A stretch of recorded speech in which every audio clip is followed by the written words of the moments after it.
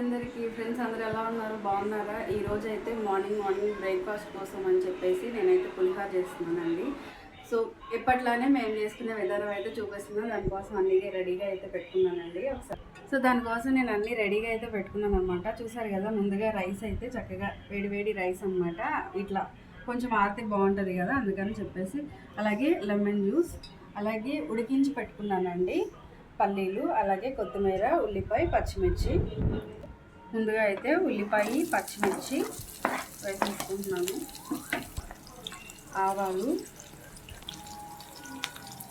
జీలకర్ర, అలాగే మనం ముందుగా ఉడికించి పెట్టుకున్న పల్లీలు. చాలా బాగుంటుందండి ఈ టేస్ట్ అయితే, పిల్లలకైతే చాలా నచ్చుతుంది. అలాగే పసుపు,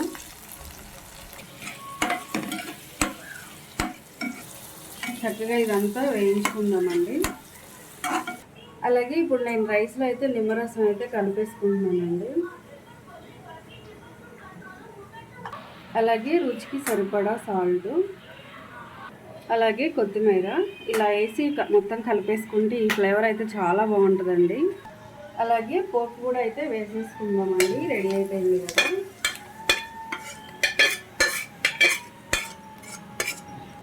చూసారు కదా ఎంత బాగా వచ్చిందో. ఇప్పుడైతే దీన్ని మిక్స్ చేసేసుకుందాం.